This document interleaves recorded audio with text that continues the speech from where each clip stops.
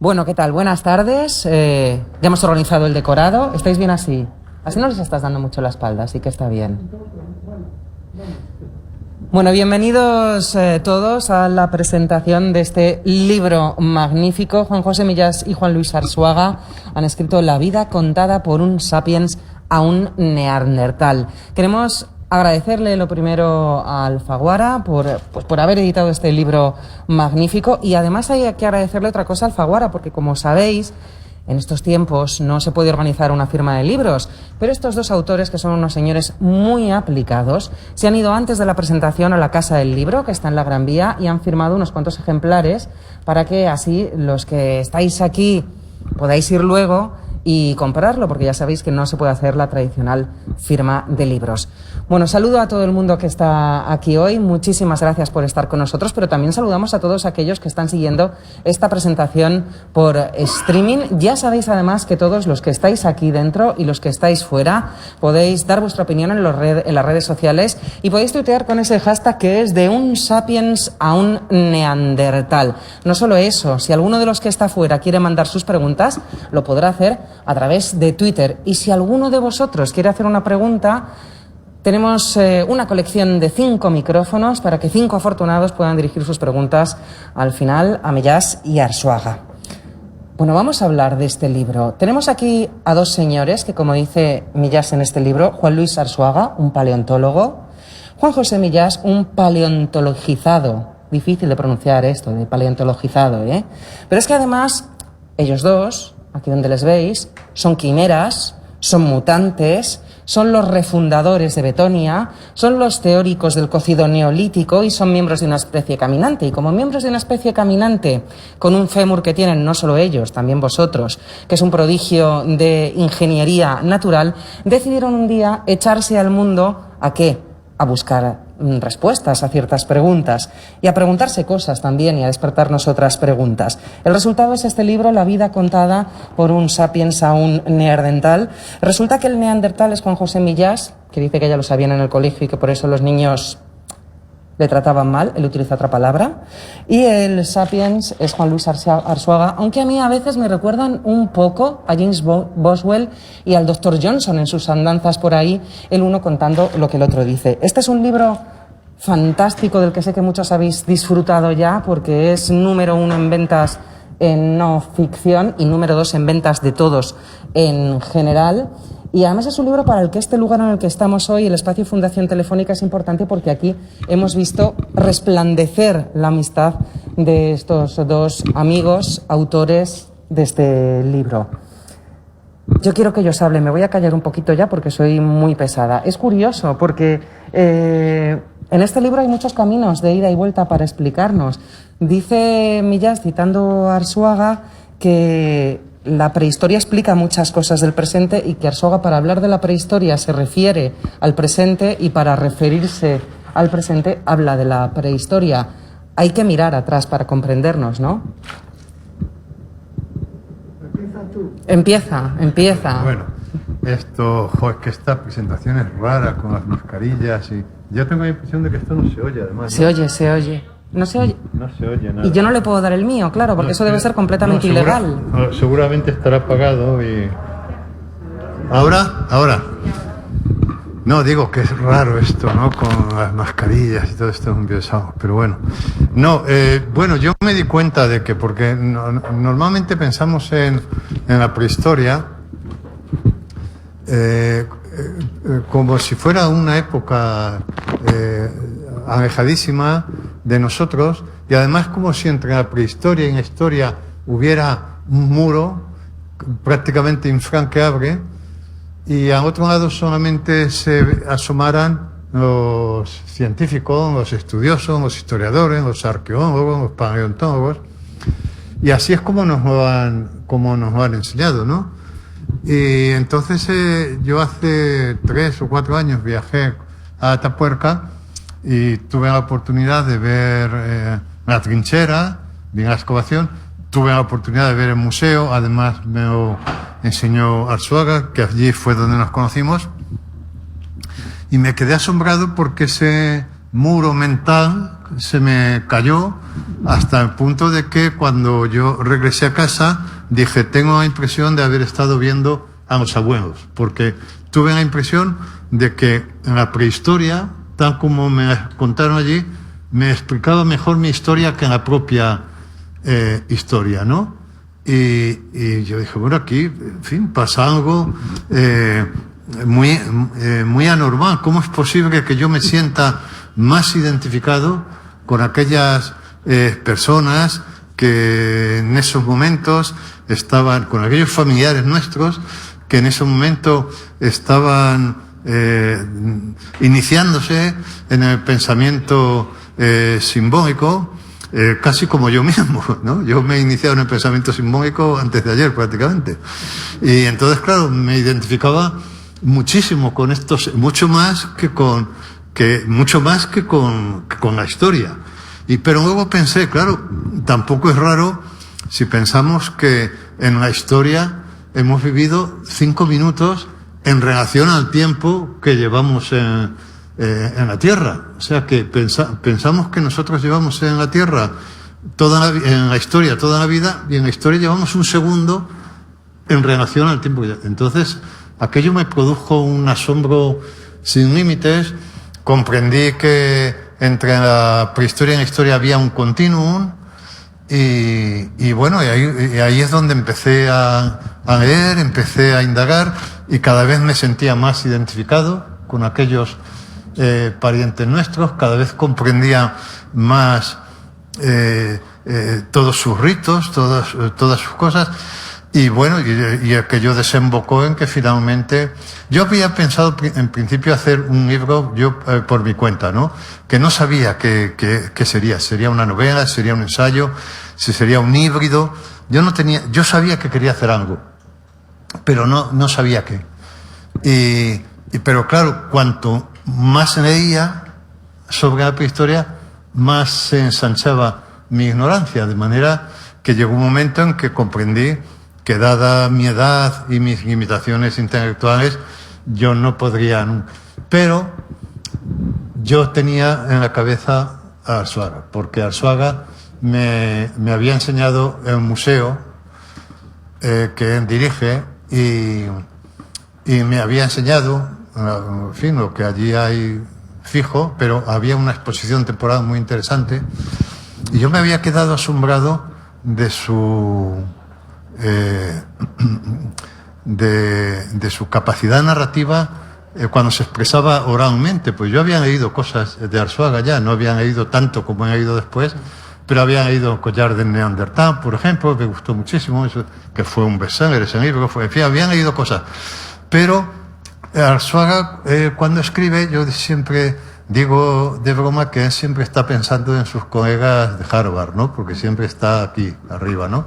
Y entonces, no siempre es verdad que si tú haces un esfuerzo de leer, te devuelve multiplicado por 10 el esfuerzo, que es lo que pasa con los buenos libros, ¿no?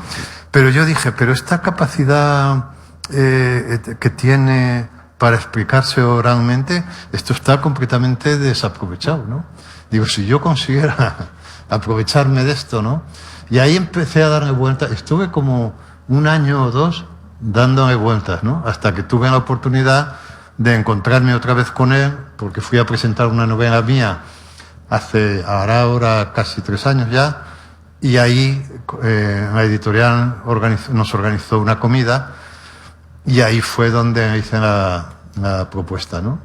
Y de ahí surgió esta combinación tan rara, que yo creo que Arzuaga dice, yo creo con razón, que esto en cierto modo es un género nuevo, ¿no? Esta combinación donde uno pone la sustancia y el otro pone la forma, que son tan inseparables y que por lo tanto es muy difícil que lo hagan entre dos, ¿no? Porque sustancia y forma. A mí cuando me preguntan ¿qué ha puesto Arzuaga y qué has puesto tú? Yo digo, Arzuaga ha puesto la sustancia y yo he puesto la forma, que parece una declaración de humildad, pero todos los que sabemos que en el fondo solo hay forma, sabemos quién ha puesto más, ¿no? Y esto es todo por ahora. Y en aquella comida Arzuaga dijo que sí, y el resultado es este libro y todo lo que habéis recorrido juntos, ¿no? Sí, sí, la verdad es que, vamos a ver, sí, que yo también buscaba a Millás sin conocerlo, ¿no?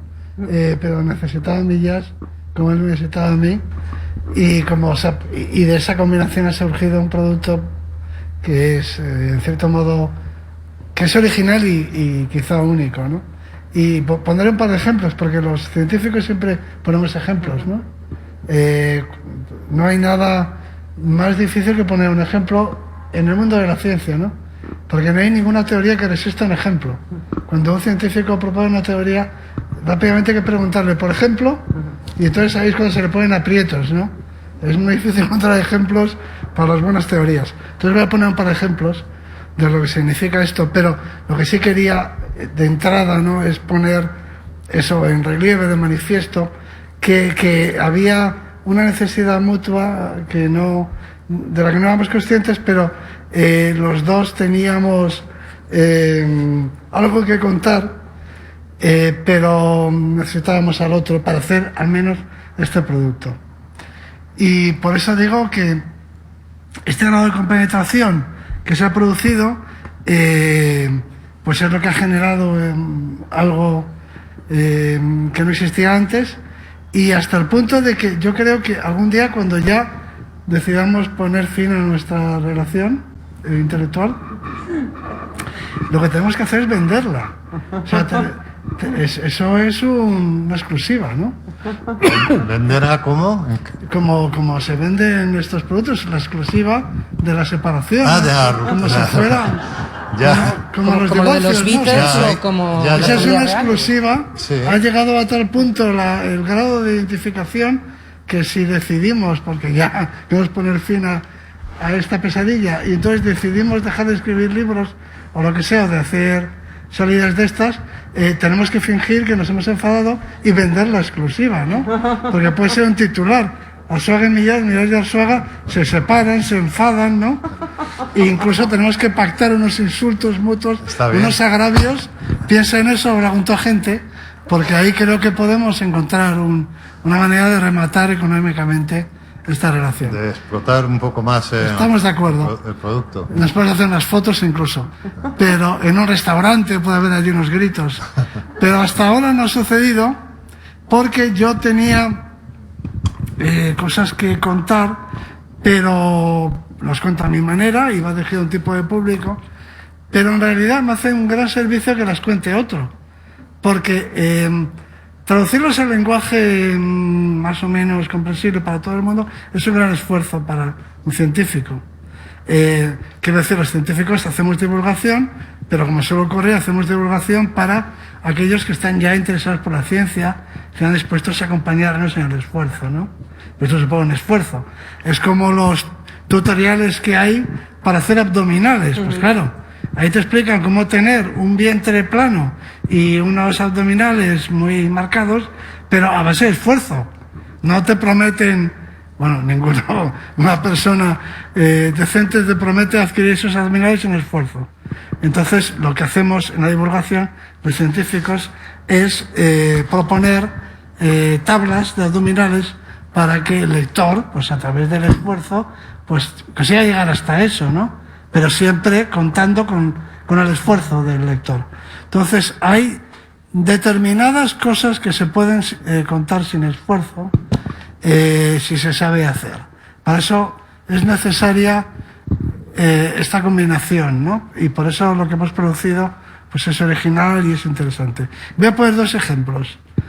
A mí, yo todos los días me acuerdo de Juanjo, lo cual me preocupa, porque de hecho lo que nos hemos propuesto es darnos unas vacaciones. Cuando acabemos la promoción, o sea, dejar de hablar el uno del otro, dejar de hablarnos, ¿no? Y estar una temporada sin tener noticias del otro. Y digo por qué, y así explico el libro, su génesis y su desarrollo. Porque a mí se me ocurren montones de cosas que siempre se me habían ocurrido y que yo decía, bueno, pues esto es interesante, o lo pondré en algún libro cuando lo escriba, o más bien en este otro género de entrevistas, ¿no? Me da yo hago una divulgación diferente en las entrevistas o en los programas radiofónicos, me expreso de otra forma distinta, lo que él llama de capacidad de comunicación verbal, oral, ¿no? Ahí es más, digamos, más fácil, ¿no? Que en el libro. Los libros que yo escribo requieren más interés, vamos a decirlo así, tienen más dificultad. Pero en el lenguaje de la comunicación normal no. Pero no se puede trasladar a un texto escrito la oralidad de la comunicación verbal, ¿no? Para eso lo necesito a él. Entonces, como lo mejor es dar ejemplos, pues voy a poner dos. Dos ejemplos de ayer. Uno de ayer, otro de hace algunos días. Estaba leyendo un artículo científico acerca de se titulaba la paradoja locomoción / respiración de la especie humana. Lo digo muy brevemente.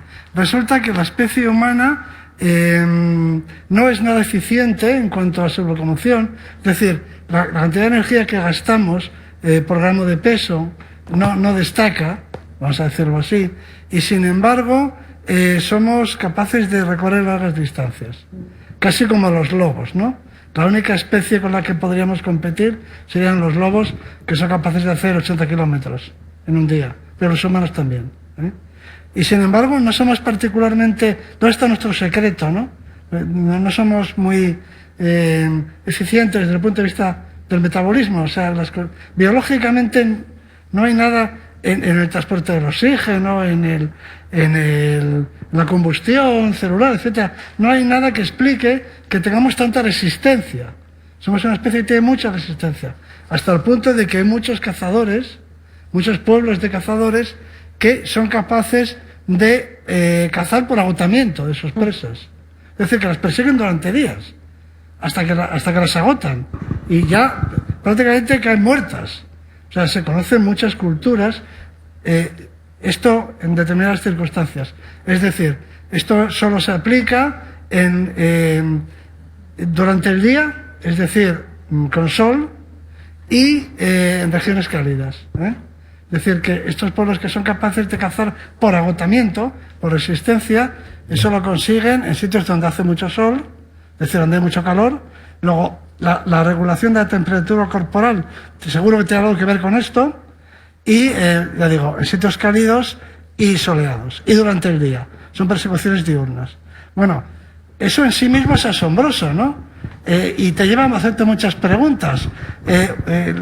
Las maratones populares, como la maratón de Nueva York, allí corren miles de personas que no son atletas profesionales y que algunos tienen 70 años y hacen los 42 kilómetros.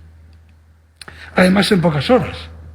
No sé cuánto tarda una persona que no sea un atleta profesional en hacer una maratón. Seguro que hay gente por ahí que lo sabe. Pero correr una maratón, pues no sé, 5 horas, no tengo ni idea, ¿eh? Seguramente está al alcance de mucha gente. Bueno, ¿eso cómo se explica, ¿no? ¿Qué hay en nuestra biología que nos hace capaces de cazar ungulados? Es decir, mamíferos muy poderosos por agotamiento físico, ¿no? Entonces, eso en sí mismo es un problema, y hay un autor que trata esta cuestión desde muchos puntos de vista. Uno de esos puntos de vista es la termorregulación. Nosotros, a través del sudor, somos capaces de regular nuestra temperatura corporal, y los animales que no sudan, que son la mayoría, la casi totalidad de los animales, de las presas no sudan, pues directamente se congestionan, ¿eh? Su temperatura sube tanto que acaban colapsando, ¿eh? O sea que la termorregulación, nuestra capacidad de enfriar el cuerpo por medio del sudor, es una de las explicaciones, pero no la única. Y luego anoche, pero en la cama, estaba leyendo a un autor que estudiaba la biomecánica de la locomoción, y decía, bueno, un cuadrúpedo, un guepardo, por ejemplo, o su presa, una gacela, respira una vez por cada ciclo locomotor, ¿eh? O sea, cada vez que completa un ciclo, que es, por ejemplo, se recibe con las manos y a continuación se impulsa con las patas y se vuelve a recibir con las manos, cada vez que completa un ciclo respira una vez. y además la columna vertebral en un guepardo, todo el mundo sabe que tiene mucha flexibilidad, ¿no? De manera que la caja torácica está ajustada a la locomoción. Ya voy terminando. Pero este ejemplo me parece interesante. La caja torácica la respiración está acoplada con la locomoción. Una respiración por cada ciclo. Bueno, entonces, resulta que en la especie humana a lo mejor tenemos una respiración por cada 3 o 4 zancadas. O sea que se ha desacoplado, se ha separado. Nuestra respiración no está acoplada con la locomoción. No respiramos de forma en sintonía con nuestros movimientos. La respiración va por un lado y la locomoción por otra. Y este autor dice que este desacoplamiento de la respiración respecto de la locomoción explica nuestra resistencia.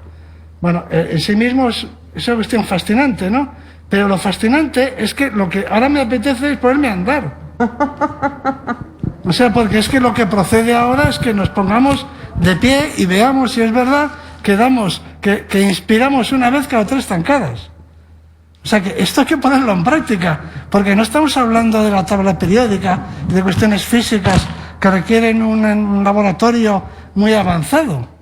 Estamos hablando de cosas triviales, aparentemente, de cosas irrelevantes, de cosas que todo el mundo puede hacer, y de preguntas muy sencillas, ¿no? ¿Cuántas veces respiramos por cada zancada? ¿Cuántas veces respira un animal por cada zancada? Y resulta que, ¿será verdad esto que dice este señor? Entonces me levanté de la cama ayer y me puse a andar. Y entonces mi mujer dijo, ¿pero qué haces? Dije, estoy viendo cuántas veces respiro por cada zancada. O sea, pero además era tarde, porque como habíamos tenido dormido porque era fiesta, pues era tarde, me levanté de la cama y me puse a andar, y a inspirar y a respirar y a ver cómo... Y entonces luego me puse a 4 patas como un guepardo e intenté entender esto de si es verdad que nosotros hemos desacoplado la respiración. Todo esto sucedía ayer a las 2 de la mañana. Y en ese momento dije, se lo tengo que contar a Millas. Pero para su tranquilidad no le vas a llevar a correr el maratón de Nueva York, ¿no? El maratón no, pero tengo pensado... O sea, esto hay varias formas de explicarlo, pero se lo tengo que ir vendiendo. Esto es un adelanto, como somos pocos, claro. Aunque ya sé que lo están retransmitiendo. Bueno, pero ¿cómo le explico yo? Este es un ejemplo real. Y puede que aparezca en el próximo libro, o serie de televisión, o lo que hagamos, antes de pelearnos y vender la exclusiva. ¿Cómo le explico esto? Y se me han ocurrido ya varias ideas. Él mismo no se lo he contado. Una, hacer el Camino de Santiago. Oye, el Camino de Santiago son 1000 y pico kilómetros, ¿no? En un mes. Ya, no, conmigo no cuentes para eso. pero yo no sé, porque luego te llevas sitios sin que lo sepas. Segunda opción, ver a la gente que hace el Camino de Santiago desde una terraza, ¿no? En la tierra de Campos, ahí, por ejemplo. Eso me parece más sensato. ¿No? En Carrión de los Condes. O ir de ensado a una cocina. Y vuelve. Correr la maratón. Ver correr la maratón. Ver correr la maratón. Dar una vuelta a un campo de atletismo. Una vuelta, 400 metros. Bueno, eso sí. Pero tú ves cómo se dispersa. No, pero luego siempre vuelve. Millas se queja durante todo el libro de que no se disperse, pero uno se aprende también dispersándose. Bueno, pues esta experiencia nocturna de ayer, de leer a se llama Carrier, el autor, o sea, puedo citar el paper. Esto de pronto levantarme de la cama y decir, pero ¿cómo? No había caído en la cuenta yo de que nosotros hemos desacoplado la respiración de la locomoción, mientras que un caballo no. O sea, un caballo tiene que respirar al ritmo del galope, no puede respirar, no puede galopar más rápido de lo que respira o al revés. Y nosotros parece que sí, no sé, voy a andar, voy a ponerme a andar. Y la inmediata consecuencia, esto se lo tengo que contar a Millas. Hasta esto ha llegado la conexión, claro, entre los dos.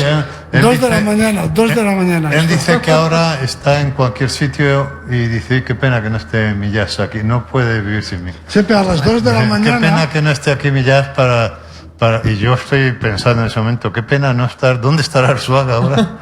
Para que me contara ¿Qué se le estará ocurriendo? ¿Qué se le estará ocurriendo? Es ¿no? importante esto de dónde estará Arzuaga ahora, porque Claro. hay una cosa que ya recoge, que dice Arzuaga muy bonita en el libro, que es se aprende en todas partes. Y Juanjo, cuando él dice en todas partes, quiere decir en todas partes, y esto os lleva a una cueva, bueno, esto se podía esperar, pero aprendéis también en una frutería, en una juguetería, en un sex shop para tu bochorno, en la calle Arenal delante de una mascota gigante, delante de un cocido o en un japonés, ¿no?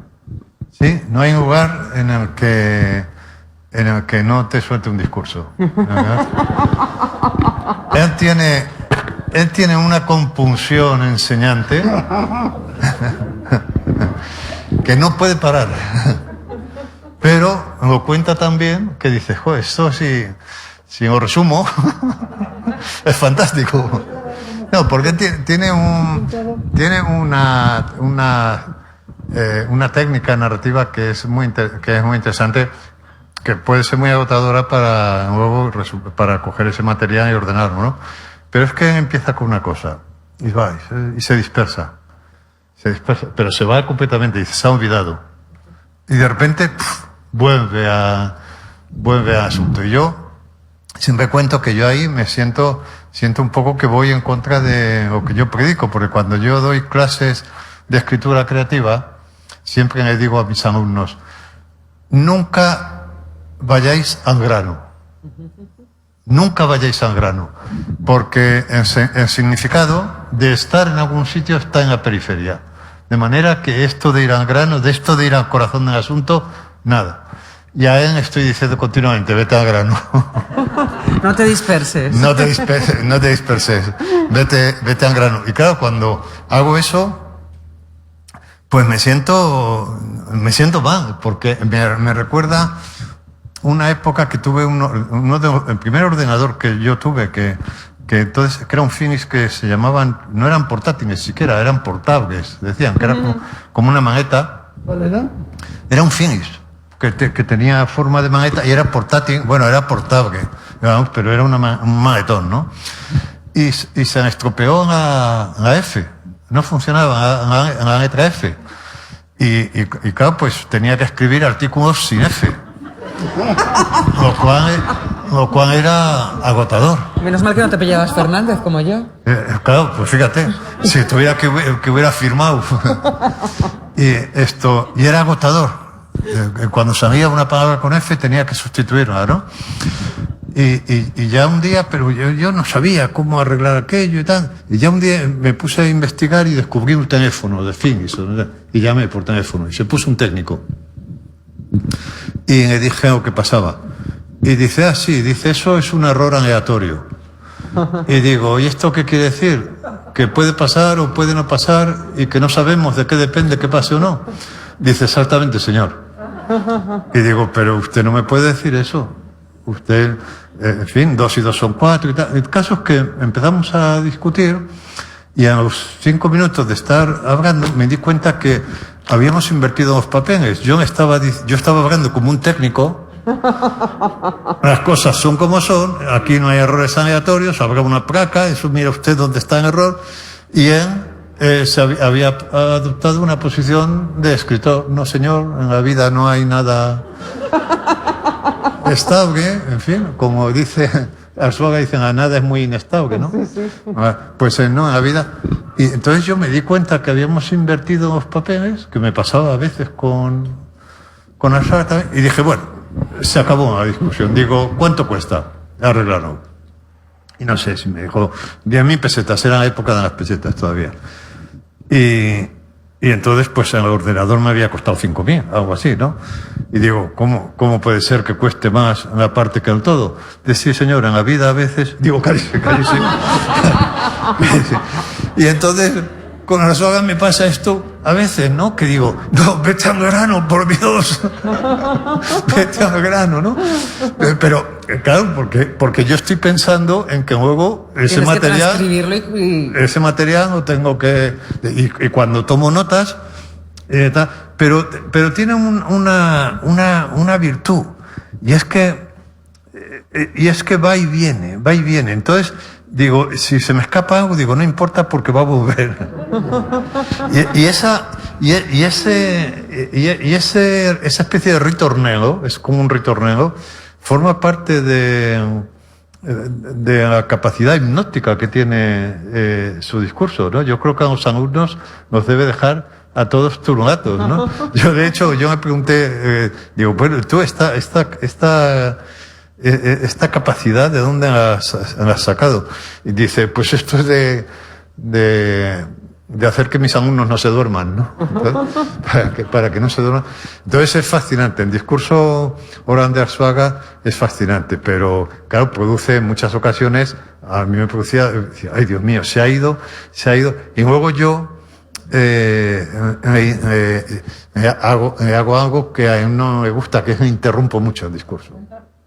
De acuerdo. Y dice que es soy como ese alumno pesado que se pone en primera fila, que por un lado está bien porque es un alumno interesado, pero que por otra está cortando el relato continuamente, porque está haciendo relatos, todo el rato está contando historias. Si has visto esto de ayer por la noche y tal, está contando historias, ¿no? Y además tiene esto es muy sorprendente porque uno no lo pensaría de un científico, ¿no? Él tiene un gran sentido del espectáculo.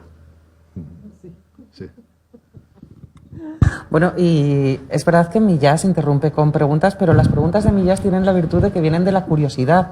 No pregunta como preguntan muchos periodistas, para parecer más listo, pregunta porque le apasiona realmente lo que le estás explicando, y eso también se agradece mucho cuando uno quiere hacer que su discurso sea para todos, porque este libro es, sobre todo, profundamente entretenido, además de que aprendamos mucho con él, es profundamente entretenido, y he juntado las dos palabras aposta. Claro, él pregunta y te lo va poniendo un poco en bandeja, ¿no? A veces quizá no, pero la mayor parte de las veces sí. Bueno, es que claro, por eso no estamos muy del todo satisfechos con que nos metan en las listas de no ficción, porque aunque el tema es científico, pero a mí me parece que, bueno, por supuesto que tiene que ver con la realidad, ¿no? Porque la ciencia intenta explicar la realidad material, del mundo material, pero claro, la biología humana pues ya tiene un componente que es mental también, y psicológico. O sea que el ser humano no es biología solo, y es más cosas, y es cultura, y es psicología, y es sociología. Entonces hay es ficción también, o es imaginación, o es creatividad. Entonces el libro me cuesta trabajo clasificarlo como no ficción, porque las conversaciones que tenemos son eso, conversaciones, no lo sé. Por ejemplo, yo no llamaría a los diálogos de Platón. Los de Platón cuentan las conversaciones que tiene Sócrates. Este libro es un poco socrático, ¿no? Lo que pasa es que aquí solo hay dos, solo hablan entre dos. Bueno, y también con la gente con la que nos encontramos, ¿no? O sea que es más amplio que un diálogo entre dos personas. Pero es un poco socrático en el sentido de que vamos haciendo preguntas y es un libro basado en el diálogo entre las personas, ¿no? Entonces, no me atrevería yo no diría que los diálogos de Sócrates, escritos por Platón, sean un ensayo filosófico. O sea, pues es literatura, ¿no? Y además me gusta borrar también este límite, esta separación entre, o sea, ya lo de ficción y no ficción, de entrada, yo comprendo que tiene razones prácticas, ¿no? Y porque son listas distintas, y también, pues habrá una lista de gastronomía también, ¿no? Se puede hacer. Pero, ¿hasta qué punto lo que escriben, no sé, el día pasado hablábamos de Penrose, que le han dado el premio Nobel, y que escribió un libro que se llama La nueva mente del emperador, y que estábamos hablando de aquel libro. Le han dado el premio Nobel ahora por el descubrimiento de los agujeros negros, que en sí mismo es creación. Las teorías científicas, se dice, cuando se explica el método científico, las teorías científicas se inventan, las inventa alguien. Einstein inventó la teoría de la relatividad, no la descubrió, como se descubre algo que está oculto. O sea que los científicos, la teoría por ejemplo, de la evolución, no es una cosa que estaba debajo de tierra y Darwin excavándola la encontró. O O sea que no es un hallazgo. Las teorías científicas no se consiguen por medio de la observación, no se ven como unos prismáticos. Nadie ha visto una teoría con un telescopio, nadie. Newton no vio la gravedad, no se ve, es invisible, es una fuerza, no está en ningún sitio visible, ¿no? Es pura creación. Todas las teorías científicas nacen de la mente creativa, igual que las creaciones literarias, exactamente igual. La diferencia es que las teorías científicas tienen que estar contrastadas con los hechos, luego se ponen a prueba, se comprueba si son ciertas, y las teorías y las creaciones artísticas también sufren una contrastación con el público. Es decir, tienen que ser creíbles. La creación literaria, la creación artística, para ser aceptada, tiene que convencer, le tiene que decir algo, el público tiene que aceptarla, ¿no? Del mismo modo que la creación científica tiene que ser aceptada por los hechos, ¿eh? El crimen, como decía un científico, no hay mayor crimen, o sea, no se puede concebir un crimen más horrible que una bellísima, y te lo imaginas, o sea, el crimen más horroroso que puede cometer el ser humano, lo más abyecto, es una bellísima, tú ya te imaginas que hablar de una persona, de una mujer, una hermosísima teoría científica asesinada por un miserable dato. Eso es inaceptable. Una bellísima, es un crimen horrible. Una bellísima teoría científica asesinada por un dato horrible. Bueno, pues eso pasa con las teorías científicas, pero tienen que ser sometidas a contrastación, y de alguna forma las artísticas también tienen que ser aceptadas, entendidas, como mínimo entendidas por el público, y sometidas también a prueba igual. Por eso digo que no hay una diferencia tan evidente, tan obvia entre la creatividad artística, literaria y la científica, y por eso este libro, en cierto modo, es un libro que si está en contra de algo, es en contra de esa división ficción o ficción.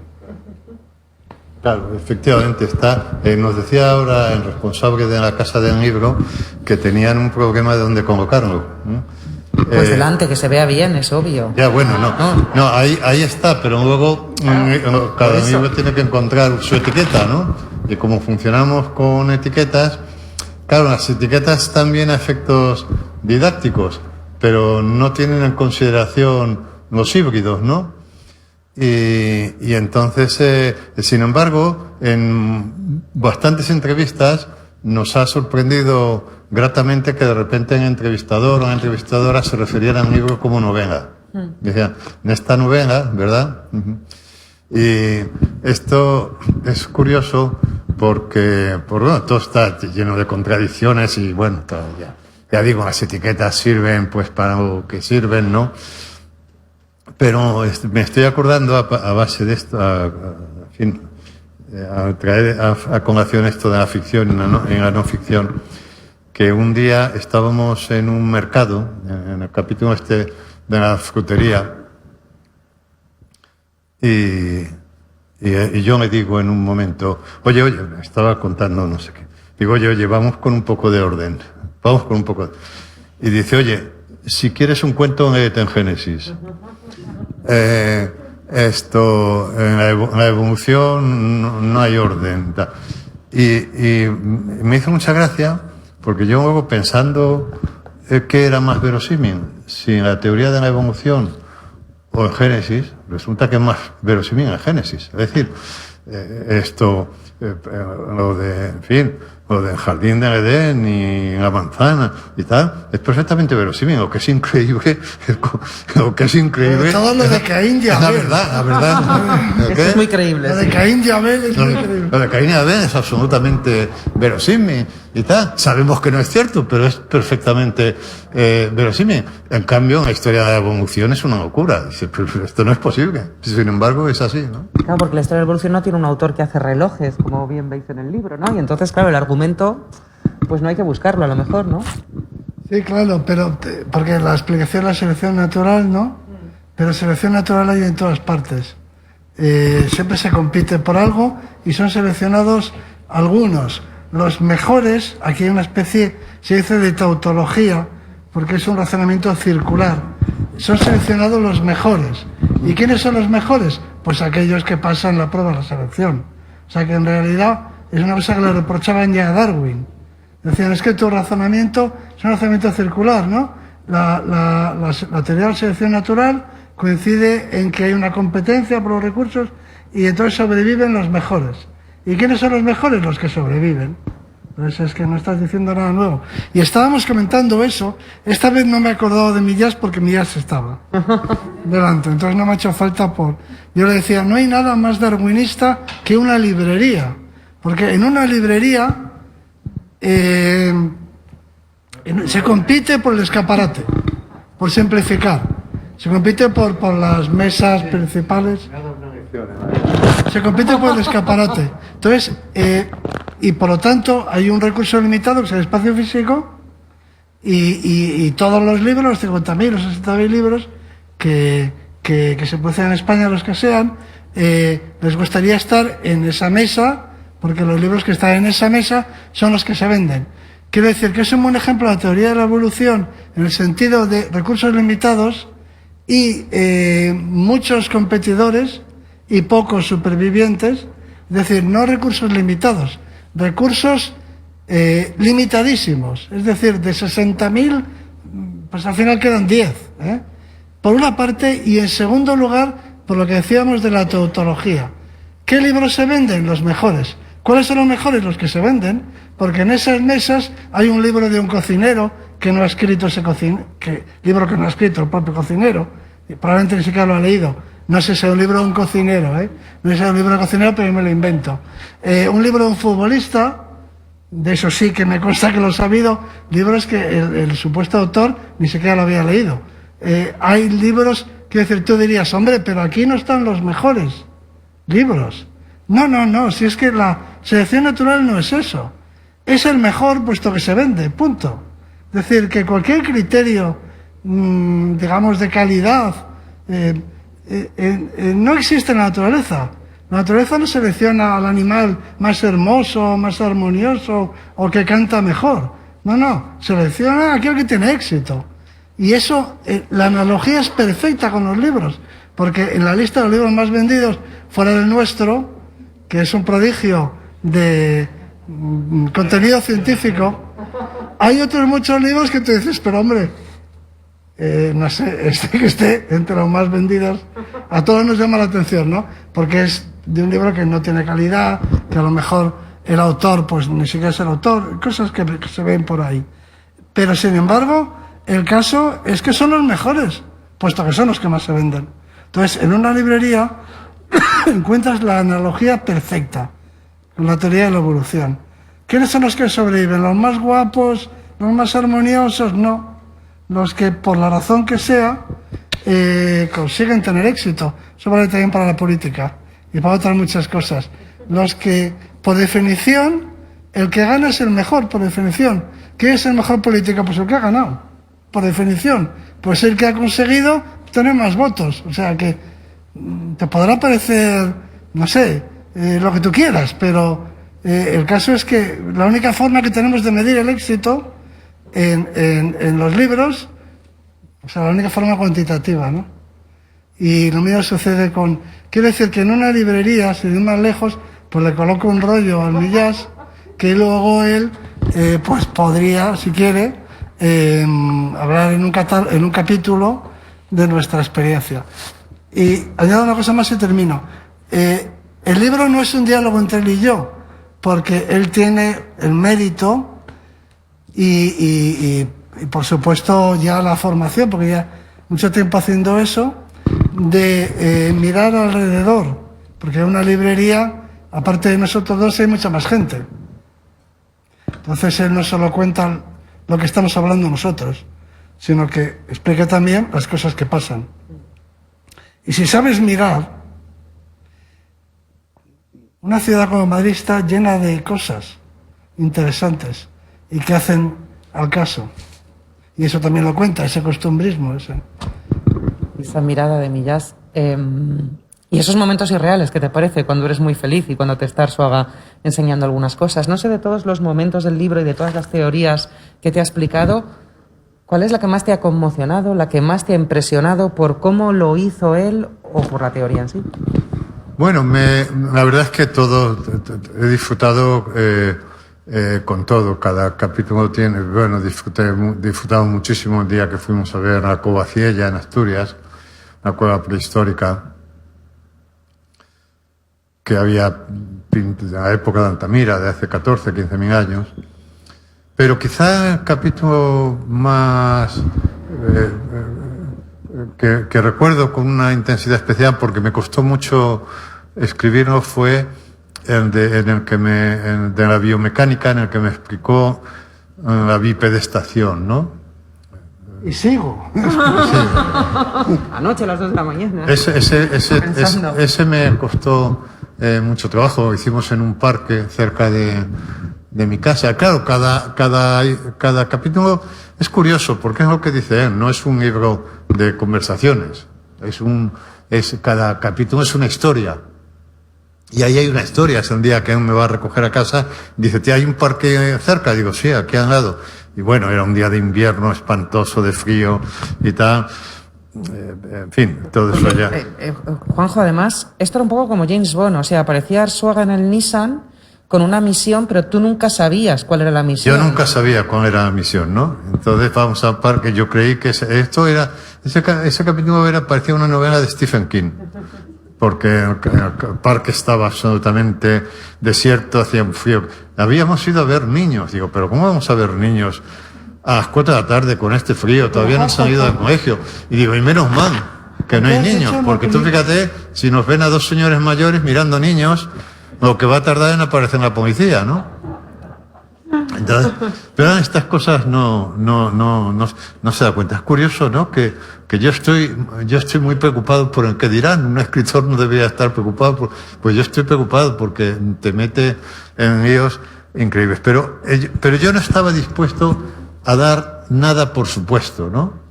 Entonces, en ese capítulo, por ejemplo, se habla del centro de gravedad. El centro de gravedad, todo el mundo cree que sabe lo que es. Porque además vamos a estudiar en el colegio, tal. Pero yo dije, no estoy dispuesto a no explicar el centro de gravedad. Entonces le di mucho una lata. Y me dijo, déjalo ya el centro de gravedad. No, pero claro, y luego de la aventura que corrimos, que ese día fue una aventura realmente importante, todavía me escribí correos electrónicos. Pero claro, el centro de gravedad es que tiene una cosa que aún explica mejor, que es muy metafísico, porque hay sitios, en el centro de gravedad en el cuerpo está como a la altura del ombligo, quizá un poco más abajo, ¿no? Que es el sitio donde se concentran todas las fuerzas. Hay una línea que va del ombligo al centro de los pies. Cuando se está fuera, pues nos podemos caer. Por eso él dice en ese capítulo una frase preciosa que cuando me enseña cómo andamos, que dice que andar es estar cayéndose todo el rato, ¿no? Esto es fantástico. Andar es estar cayéndose. Bueno, pero claro, en una masa, en un objeto masa, el centro de gravedad está en un punto de esa masa, de esa materialidad, ¿no? Pero en una botella vacía, tú imagínate que esta botella estuviera vacía, si yo hago así, llegaría un momento en que la línea del centro de gravedad se saldría y se volcaría, ¿no? Pero claro, el centro de gravedad en una botella no está en ningún sitio de su materialidad. El centro de gravedad en una pelota, en un balón, no está. Y esto es pura metafísica. Y él me dijo, si quieres entramos en esto, pero no lo vas a entender. Pero hiciste ejercicios prácticos y todo. ¿Pero por qué has dicho lo de Stephen King? No, porque yo creí que me ibas a matar ese día. No, porque has dicho que te recordaba una novela. No, es que ayer, antes del artículo sobre la locomoción, sí, estuve leyendo un libro de Stephen King que se llama Joyland. ¿No ves tú? Es un libro que ocurre en un parque infantil, en un parque de atracciones. Ah, sí. O sea que, fíjate, a ver las conexiones. Es que os mandáis mensajes y eso, las conexiones. y eso que decís todo el rato que es una rara sociedad y que el uno representa un misterio para el otro. Claro, por ¿no? eso la ruptura va a ser una exclusiva. Sí, porque además nos dice, bueno, después de esto os habéis hecho muy amigos. Y no somos amigos. No. Es una obsesión más que una Es amistad. otra relación que está por nombrar. Yo lo digo, es verdad. Pero yo creo que sí, he reflexionado sobre eso. ¿Que sí somos amigos? No somos amigos. Pero ya lo he entendido. Pero no tiene nombre la relación. No, sí y no. A ver. Si quieres te lo cuento. Pero explícalo, Sí, lo he por entendido favor. hoy. Cuenta. Con Millás me ocurre una cosa, y ahora una nota biográfica. Yo vivía en el País Vasco y allí, en el colegio, todos nos llamábamos por el apellido. Mi amigo Branzategui, mi amigo Aristegui. O sea, yo decía, Aristegui, pásame. Siempre nos hablábamos por el apellido. Entonces vine a Madrid y descubrí que la gente se llamaba por el nombre de pila en Madrid. A mí eso no sé si os habéis fijado. Yo cuando vine a Madrid, lo primero que me dio la atención, en la universidad. La gente se llamaba, oye, José, me llamaban Juan Luis. Todo el mundo me llamaba Arzuaga en Bilbao, o en Tolosa, en Guipúzcoa. Arzuaga, Branzategui, no sé, los apellidos. Todo el mundo se hablaba por el apellido. Entonces descubrí en Madrid que la gente se llamaba por el nombre de pila. Para mí eso me produjo una conmoción de la que todavía no... O sea, por el nombre de pila nos llamábamos los hermanos, solo los hermanos. Fuera del círculo en el colegio. Yo no me sé el nombre de pila de ningún compañero mío del colegio. Entonces, yo a Millás le llamo Millás. Yo me llamo Arzuaga, ¿no? Entonces creo que lo nuestro se parece un poco a lo del colegio. Es compañerismo, una cosa así. No, algo parecido. Y además eso pasaba en Bilbao. En Madrid, ¿es verdad o me lo he inventado yo que en Madrid la gente se llama por el nombre de pila? Es verdad, pero yo a veces he pensado en esto, fíjate, no había verbalizado, pero he pensado a veces, no me llamo Juan Luis, nunca. No. Por eso es que una vuelta al colegio. O sea, digo, oye, Millás. Pero yo me he pensado, quiero decir que soy consciente de que me refiero a él siempre como Arzuaga. ¿Y qué te parece esa teoría sobre el compañerismo? Sí, está ¿Qué bien, denota este sí, tratamiento de pero apellido? sigue quedando en el misterio el tipo de relación. Bueno, pero como en el colegio, o sea, mi amigo Bueno, Arregui, pero era tu amigo, pero yo no soy tu amigo. era un compañero del colegio. Era un compañero del Era un colegio. compañero, era el del pupitre de al lado, Arregui. Pero no tengo muy claro que fuera mi amigo. Era el del colegio, el compañero, jugábamos con él, no sé. No sé, yo creo que esto está por resolver, igual que no hay nombres, siempre se ha dicho que no hay nombres para la madrastra, porque eso tiene otra connotación, ¿no? Decir que hay cosas que están, es curioso, que hay cosas que están por nombrar todavía. Y está por nombrar todavía esta relación, que es una relación compleja, ¿eh? O sea, no es una relación simple, es una relación compleja. Lo que pasa es que no voy a dar más datos de ella, ¿no? No, eso llevando la ruptura, porque algo hay que guardar para ese momento. Pero te puedo asegurar que es una relación compleja. Te lo puedo asegurar, ¿eh? Y no es de amistad. No somos amigos, ¿no? Esto hace todo más raro todavía, ¿no? No nos tocamos, no nos tocamos. Antes del coronavirus, no nos tocamos, él y yo. No nos gusta tocarnos. No, sin embargo, hay una tensión sexual importante. En el libro lo sabe. Te iba a decir que Te pones celoso a veces. ¿Eh? Tú te pones celoso a veces cuando le da la clase a otra persona. Hombre, sí. Porque a ver, ¿a qué hemos venido aquí? Cuéntalo de entrada, cuéntalo de... No, esto es gracioso porque fue un día que quedamos en el Museo Prado. A las 8 de la mañana quedamos en el Museo Prado. Digo, pero si a las 8 no han abierto. Dice, no te preocupes que a mí me lo abren. O sea que estos sapiens se están haciendo favores todo el rato. Y apareció con su mujer. Y digo, pero ¿esto qué es? No, digo, esto rompió un pacto. No lo he vuelto a hacer, ¿eh? No dije nada no dije nada en ese momento, o lo cuento en el libro, no dije nada en ese instante porque yo tampoco comprendía qué estaba pasando. Yo sabía que estaba pasando algo raro, porque había un pacto de dos varones heterosexuales metidos en una historia que él debe entender muy bien, porque en el País Vasco organizan encuentros de varones nada más, ¿no? Y tal. Y entonces yo lo comprendí a posteriori y tal. Digo, pero aquí ha pasado algo que no sé qué es. Lo cuento en el libro, digo, fui entendiendo y tal. Y entonces, en otro día, por fin se vio obligado a disculparse. Dice, se empeñó ella.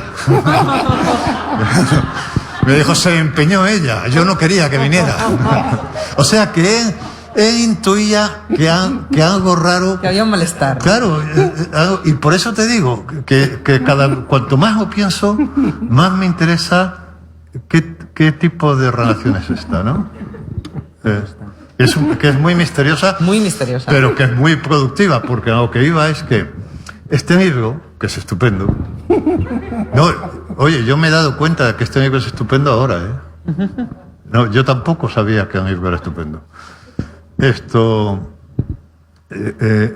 cada capítulo en sí mismo es un cuento, es un relato.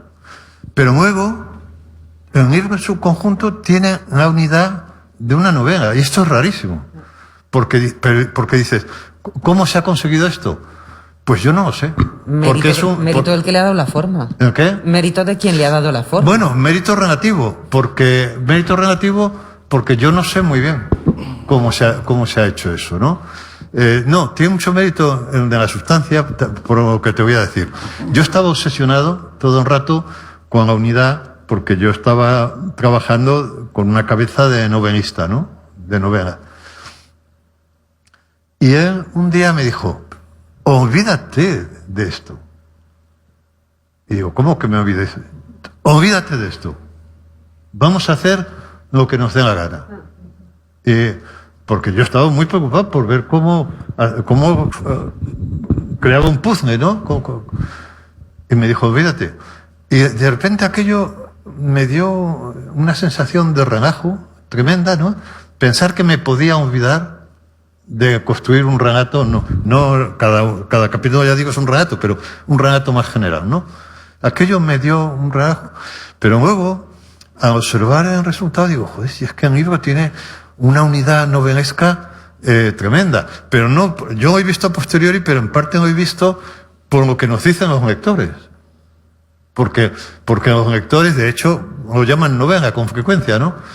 Y eso es otro misterio, que es producto de esta relación misteriosa, y es producto de la ingenuidad y de la ausencia de proyecto consciente, ¿no? O sea, si da la impresión de... Porque claro, cuando yo me propongo hacer esto a Arzuaga, él me dice, bueno, pero ¿qué va a ser esto? ¿Una novela, un ensayo? Y yo me digo, pues es que no tengo ni idea. Pues yo, mira, claro, lo bueno que tiene es que el uno al otro nos continuamente, digamos que nos producimos, nos estimulamos, vamos a decirlo así, ¿no? Y ahora con lo que acabas de decir, hoy estaba viendo un documental. Estaba viendo un documental de leones, claro, de qué si no, de qué va a ser el documental, sino de leones, en África. Y entonces, dijeron, el documental estaba en inglés, porque, o sea, tú dices que andar es estar continuamente cayéndose, y digamos que vivir es estar continuamente aprendiendo inglés, ¿no?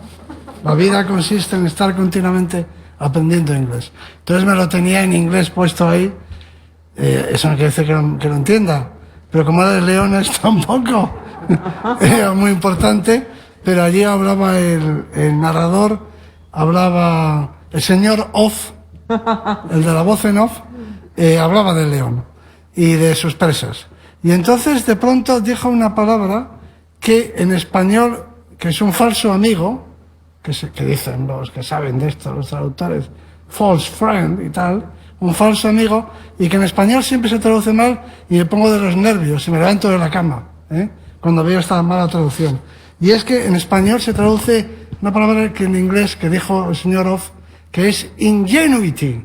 Ingenuity se traduce en español como ingenuidad, y es ingenio.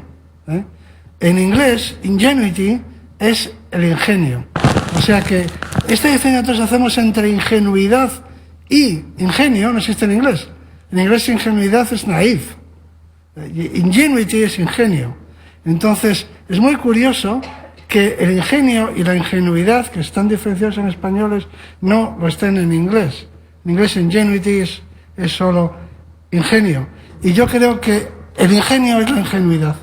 O sea, realmente se confunden. O, por ejemplo, en este libro, en Millás, ¿no? El ingenio de Millás consiste en su ingenuidad. No sé si me explico. Se aproxima a las cosas como si fuera la primera vez que las ve, ¿no?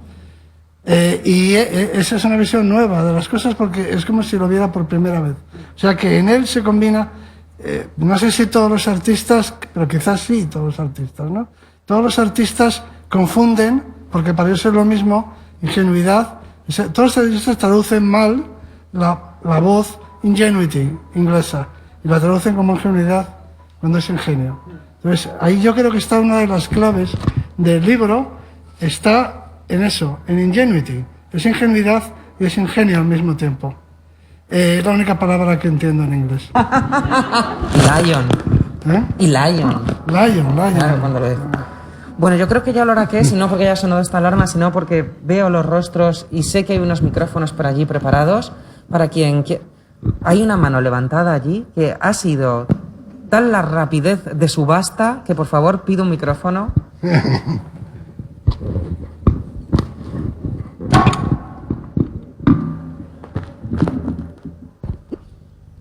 A ver si funciona. ¿Funciona? Perfecto. Pues hola, buenas tardes. Encantada de ya os he conocido en otra ocasión aquí y a Arzuaga en otras muchas ocasiones por otros sitios. Os quería hacer primero una pregunta. ¿Eso de Neandertal está bien escrito? ¿Sí? ¿Por qué no? ¿Por qué no? Es así, no es de la otra manera, no es una R y luego una N. No. Eso me dejas que te conteste. Sí, claro. Mucha gente dice, es que no sé ni cómo, no sé decirlo mal. Claro, Neandertal dice la gente, ¿no? Y yo al principio me ponía de los nervios y les corregía. Y ahora ya es que disfruto cuando lo dicen mal, ¿no? A los que no se lo consiento es a mis alumnos. Entonces a mis alumnos les digo la forma de entender, de pronunciarlo correctamente. Neandertal, en alemán, significa el valle de Neander. Tal es valle en inglés. O sea, es valle de Neander. Neander no es una palabra alemana, sino que significa hombre nuevo en griego. Es un nombre que le puso un ilustrado en el 18. Entonces, si tú piensas el valle de Neander, Neandertal, como valle de Neander, siempre lo pronunciarás bien. El Neandertal. El propio Millás ha aprendido a decirlo.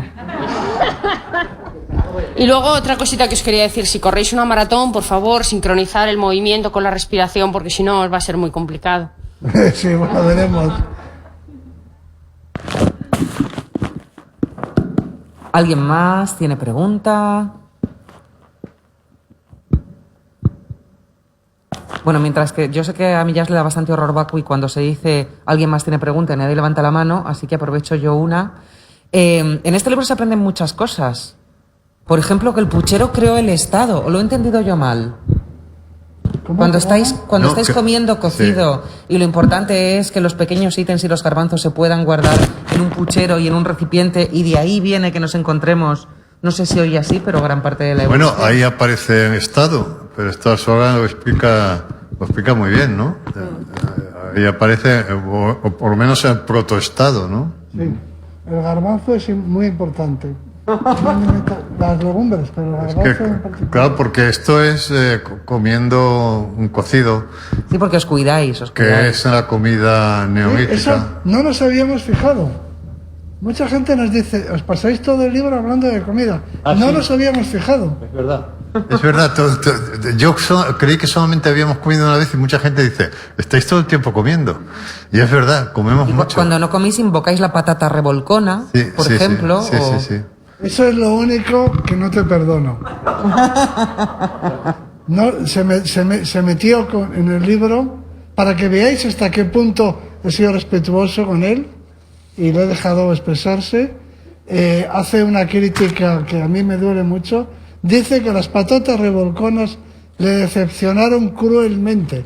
Dice literalmente. Yo le venía preparando para las patatas revolconas desde hacía meses, yo creo, ¿no? Y yo no sabía, perdona, yo no sabía lo que eran las patatas revolconas. Yo me decía, pues, Pero Millás, vamos a ir. Yo no sabía que era una patata está revolcona. bien que seas neandertal, pero no Ya. saber que es una patata revolcona. Pues no lo sabía. Para que están buenas. Pero es un plato absolutamente simple, ¿no? Bueno, hombre, no sé, no es complejo, pero unas patatas revolconas. Simple en por no gredos. decir tonto, ¿no? Es Unas patatas revolconas consumidas en, por ejemplo, comidas en Gredos, en Hoyos del Espino, en cualquier sitio de estos, es un manjar delicioso. Con sus Ahí, torrendos. ahí hubo dos problemas. Uno, que él me está contando que los betones comían patata revolcona y tal. Y yo me digo, pero si la patata llega de América varios siglos después. Y dice, un rato, dice, ya me estás fastidiando. Eres un libro de ficción, Dice- eso te debía haber dado ya la clave. Dice, Baroja hace comer maíz a los vascos antes de que lleguen maíz, porque no se imaginaba un pueblo como el vasco comiendo mijo, ¿no? Entonces, Los canarios, dice, comiendo mijo como los canarios. Entonces supo fatal que le diera ese dato. Para mí las patatas revolconas son una religión. Es una religión. Pero bueno, ya fuimos a comer y yo iba con gran expectativa, porque además a mí comer es de las cosas que más me gusta en la vida, y después de una jornada muy dura, porque habíamos estado subiendo una montaña. Claro, pero es que esa es la fórmula. O sea, las patatas revolconas saben muy buenas después de haber andado. O sea, lo hicimos todo perfecto. Sí, no, nos dimos una paliza, bueno. Yo pensaba que entraría en trance. Y yo bajábamos, y yo con jugos gástricos a 100, pensando en las patatas revolconas, y luego nos dan un puré ahí, No me gustó. de una simpleza atroz, que además le dijimos, oiga, pónganos un huevo frito, por lo menos, encima, y se negó. Luego Eso frito era mancilla. no forma parte. Era Se puede poner mancilla. unos torrendos. Pero bueno, eso te advierto que, en fin, vas a recibir muchos mensajes de gente, sobre todo abulense, de Ávila, que me he metido con la gastronomía nacional te de un invitarán, sitio. te invitarán. ¿Eh? No, la gente, los betones, Lo retiro todo, ¿eh? no, el Betón es un pueblo noble, ojo. Los Betones, que va desde Cáceres hasta Madrid, todo el sistema central, es un pueblo noble. Es un pueblo pobre, pero es un pueblo noble. Entonces no recibirás críticas, porque no lo verán como una ofensa, sino como una acto de ignorancia por tu parte. Entonces recibirás invitaciones numerosas, creo, y yo desde aquí, si nos están viendo, invitad a Millás a esos pueblos de la Sierra de Gredos para que comprenda esta religión de las patatas revolconas. Vale. Invitarle. No sé si alguien tiene que decir algo, hacer alguna invitación, algún plato de gastronomía de su zona. Pues es su turno. Hola, buenas tardes. Bueno, Arzuaga, por cierto, a mí también en el colegio me conocían por el apellido y todos mis compañeros ¿Madrid? también, pero porque tampoco soy de Madrid. Una cosa, en tu libro Vida haces una reflexión que a mí me pareció magnífica, y es que la doble hélice, la gravedad, la habrían descubierto, no Newton o no quien la descubriera, mientras que las merinas, la ronda de noche, había que crearla. Y acabas de decir un poco lo contrario, que los descubrimientos científicos no son descubrimientos, son inventos, que se inventan esa Las teoría. teorías. Me has dejado un poco desconcertado. No, sí, bueno, porque no es fácil de entender. Es decir, el ADN existía, pero los que descubren... El ADN no se descubrió mirando algo, mirando por un microscopio. en cierto modo sí, porque había una mujer que había hecho unas placas donde se intuía, pero la estructura de la doble hélice, la que descubrieron Watson y Crick, es directamente la imaginaron así. Y luego la comprobaron. O sea, la teoría de la relatividad se le ocurrió a Darwin paseando, digo a Darwin, a Einstein. No se le ocurrió en un laboratorio. Ya. Pero es que además, Sí, ese matiz. si me perdona, es que creo que esto tiene interés desde el punto de vista de lo que decíamos del cuento, ¿no? De que la ciencia es un cuento, ¿no? Porque claro, la teoría de la relatividad, cuando se le ocurre a Einstein, no es algo demostrado, es algo que de hecho no le dan el premio Nobel a Einstein por la teoría de la relatividad, porque en ese momento era una historia, era un cuento, en ese momento era un cuento, ¿no?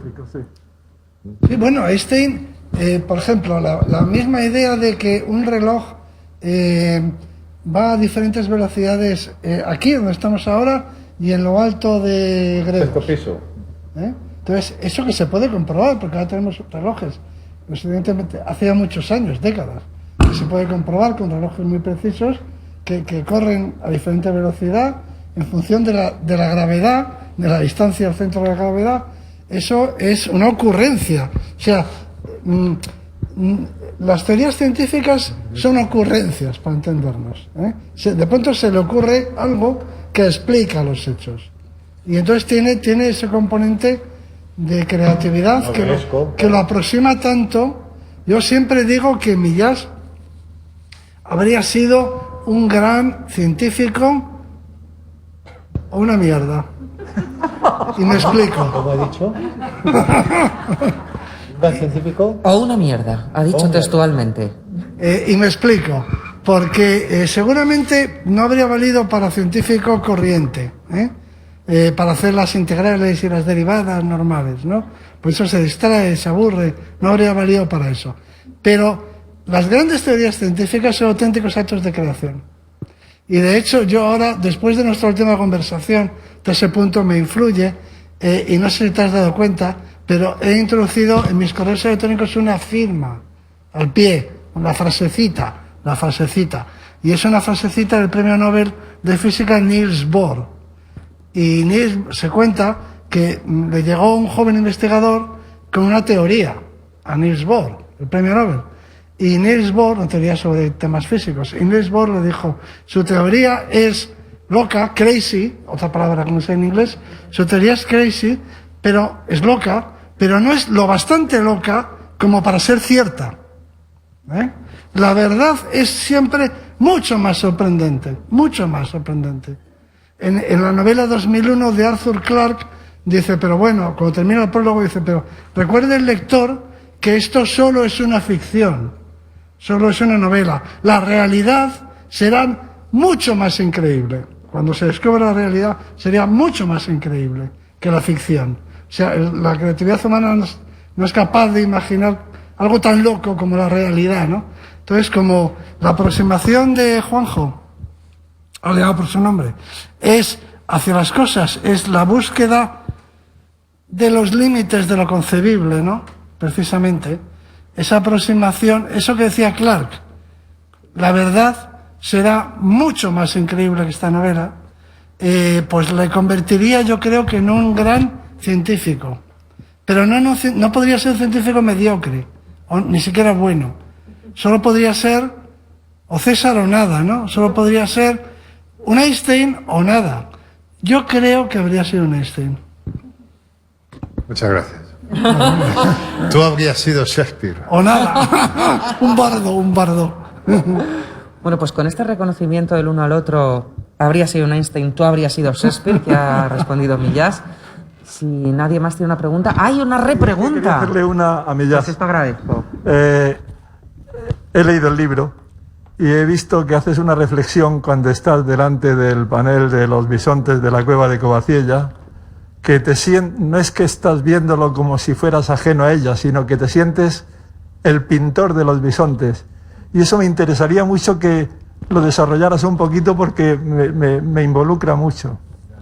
Bueno, es que la experiencia aquella fue brutal, porque en la Covaciella Es una cueva prehistórica que hay en Asturias, en Arenas de Cabrales, en la que solamente han entrado científicos. No es una cueva en la que haya entrado el público y no está adaptada para el público. Es decir, que se desciende por un pozo vertical y está exactamente igual que estaba hace 15.000 años, ¿no? Y entonces entramos allí a oscuras con un casco minero que es como un ojo del cíclope, porque solamente ves allá donde diriges la cabeza, y después de andar por un tramo que parecía como el esófago de un animal todo oscuro y tal, de repente nos pusimos frente a una pared y se encendió una luz, un foco, y allí había un bisonte. Claro, yo estaba en el mismo sitio, pisando seguramente el mismo lugar que había pisado mi antepasado hace 15.000 años para pintar aquel bisonte. Y aquel bisonte además tenía una frescura increíble, o sea, parecía que estaba pintado ayer mismo. Me explicaron debido a una reacción química, porque se había carbonatado, en fin. Y era un bisonte que era simultáneamente simple y complejo. O sea, era el máximo de complejidad y el máximo de sencillez simultáneos, lo cual parece incompatible, ¿no? Pero así era, ¿no? Y entonces yo tuve allí una experiencia alucinógena, porque era como si yo fuera el autor, en mi identificación con mis ancestros de antes de ayer, ¿no? De hace 15.000 años, porque 15.000 años no es nada. Pues la verdad es que yo tenía un poco la sensación de ser yo el autor del bisonte, ¿no?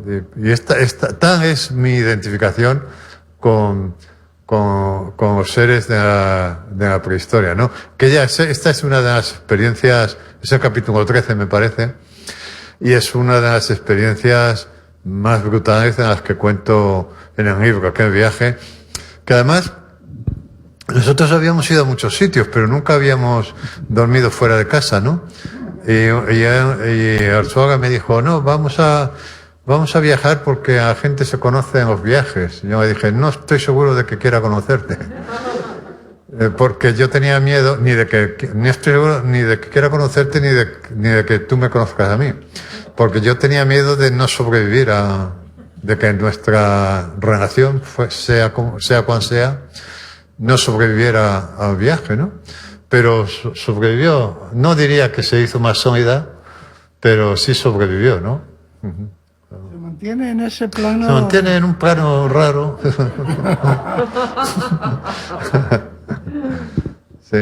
Sí, fue una gran experiencia que en parte debemos a Pedro Saura, que está aquí presente, ¿no?